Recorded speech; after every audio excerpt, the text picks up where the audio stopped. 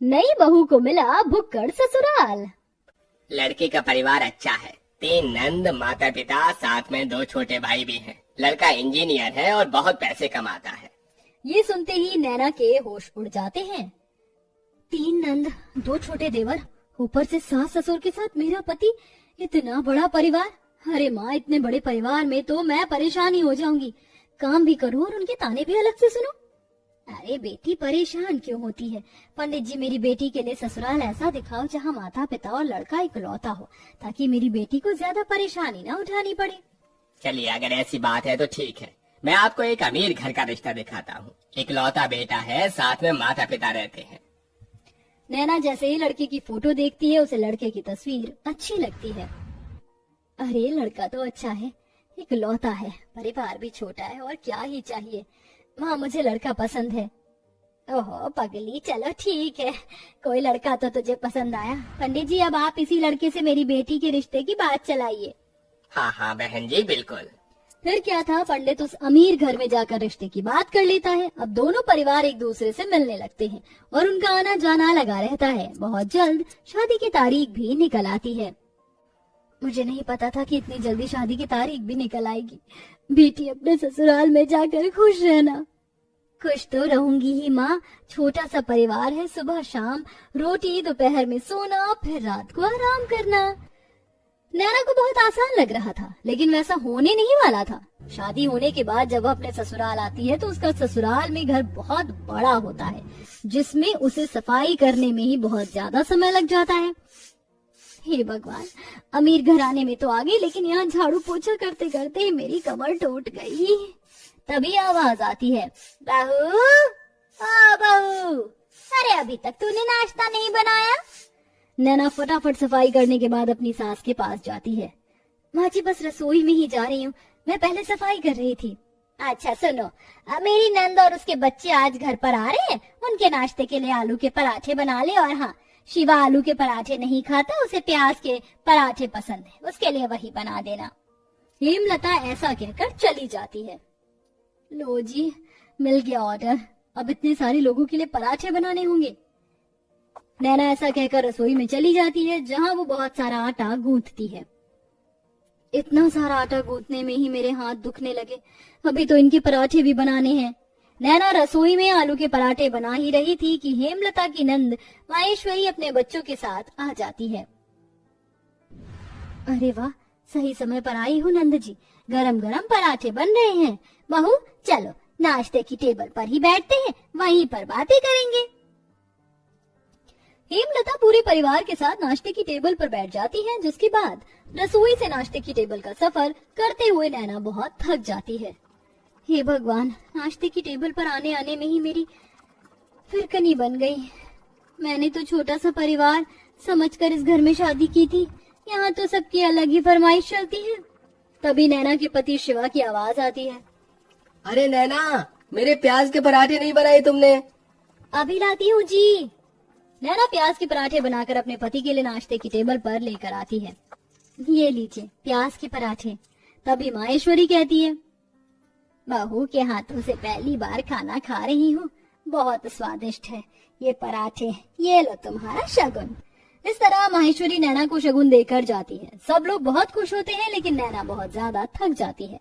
सबके सो जाने के बाद वो सबके जूठे बर्तन भी धोने लगती है। आज तो पूरा दिन हो गया, मुझे लेटने का समय ही नहीं मिला। नैना बर्तन धोने के बाद अपने कमरे में जाने ही वाली थी कि तभी उसके ससुर उसे कॉफी बनाने के लिए कह देते हैं। अरे सुनो बहू, जरा 1 कप कॉफी बना देना। अभी बनाकर लाती हूँ पिताजी। नैना दोबारा रसोई में जाती है और कॉफी बनाकर अपने ससुर जी के लिए लेकर आती है। आखिरकार उसे थोड़ी देर के लिए अपनी कमर सीधी करने को मिल जाती है, लेकिन फिर शाम की अलग फरमाइश शुरू हो जाती है। बहू, शाम के खाने में वेज बिरयानी, शाही कोरमा और चावल बना लेना।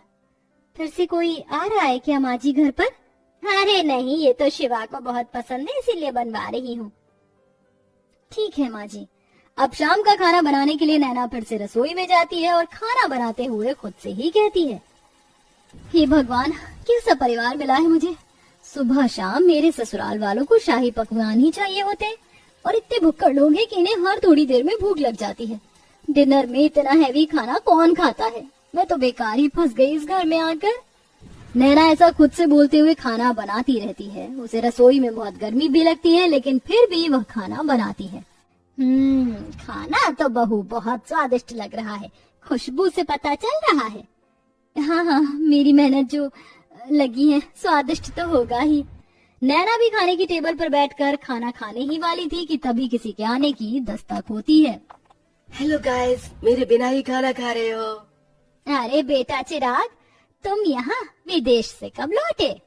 मेरे साथ मेरे कुछ दोस्त भी घर पर आए हैं। आज ही हम ऑस्ट्रेलिया से इंडिया आए हैं। कितने दिनों बाद तुझे देख रहा हूँ नैना। ये मेरे ताऊ जी का लड़का है, विदेश पढ़ने चला गया था बचपन में। मेरा जिगरी यार यही है। जाओ नैना, इन सब के लिए भी खाना परोस कर ले आओ। अगर रोटी कम हो तो और बना लेना। हेमलता ऐसा कहकर बेचारी नैना को फिर से रसोई में भेज देती है। नैना को खाने के साथ दोबारा से रोटियां भी बनानी पड़ती हैं और वो बहुत ज्यादा थक जाती है। सबको खाना खिलाते हुए उसी के लिए खाना नहीं बचता।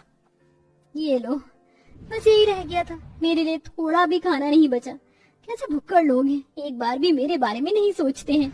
नैना को बहुत बुरा लगता है। वो अपने कमरे में सोने चली जाती है। इसी तरह जब भी वह कुछ बनाया करती तो सारा खाना उसके ससुराल वाले ही खा जाते हैं और उसके लिए कुछ नहीं बचता। ऊपर से घर में मेहमानों का आना जाना लगा ही रहता है, जिसके चलते एक दिन नैना की बहुत ज्यादा तबीयत खराब हो जाती है। इनके शरीर में बहुत ज्यादा थकावट है। लगता है काफी दिनों से जरा भी आराम नहीं मिला है, इसलिए शरीर में कमजोरी हो गई है। ये मैंने दवाइयाँ दे दी हैं, बस आप इन्हें थोड़ा आराम करने दीजिए, जल्दी ही ठीक हो जाएंगी। डॉक्टर की ये बात सुनने के बाद हेमलता को अपनी गलती का एहसास होता है और वह अपनी बहू के पास जाकर उससे कहती है, जब से तुम इस घर के अंदर आई हो, सारे काम तुम ही देख रही हो। मैंने तो कोई काम नहीं किया है और ये भी नहीं सोचा कि तुम कितनी थक जाती होगी। मुझे माफ कर देना बहू, लेकिन आज से मैं भी तुम्हारी मदद करवाया करूंगी। माँ जी, आपको माफी मांगने की जरूरत नहीं है। मैं इस घर की बहू हूँ और घर की जिम्मेदारी समझना मेरा फर्ज है। नैना इतना कह रही थी कि तभी घर पर उसकी तबीयत के बारे में सुनते ही ताई जी, मौसी जी, बुआ जी सब आ जाती हैं उसकी देख रेख के लिए। हमारे रहते बहू को एक भी काम करने की जरूरत नहीं पड़ेगी। अरे बुआ ताई जी है ना, और मौसी जी भी हैं, हम सब मिलकर सारे काम कर लेंगे। इस तरह सब लोग नैना की बहुत अच्छे से देख रेख करते हैं। नैना को इससे ये समझ आता है कि रिश्तेदारों का आना जाना अच्छा होता है और सबके साथ प्यार प्रेम से रहना भी बहुत जरूरी है।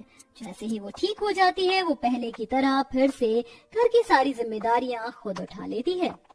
चलिए, आप सभी आज खाने की टेबल पर बैठिए। अब मेरी तबीयत बिल्कुल ठीक है। मैं आप सभी के लिए आपकी पसंद का खाना बनाऊंगी। नैना ऐसा कहकर रसोई में चली जाती है। पीछे से हेमलता आती है। अब से मैं भी तुम्हारी रसोई में मदद करवाया करूंगी और मैं जानती हूँ आखिरी में तुम्हारे लिए कुछ नहीं बचता, इसलिए पहले ही तुम अपने लिए खाना निकाल लिया करना। ये सुनते ही नैना को बहुत खुशी होती है और उसे अपनी माँ की याद आ जाती है, जिसकी वजह से उसकी आंखें भर आती हैं। अरे ये क्या बहू, तू रोने क्यों लगी? बस आज आपकी बातें सुनकर मुझे अपनी माँ की याद आ गई। हेमलता उसे गले से लगा लेती है। इस तरह दोनों सास बहू मिलकर घर को संभालती हैं और एक साथ खुशी खुशी रहने लगती हैं।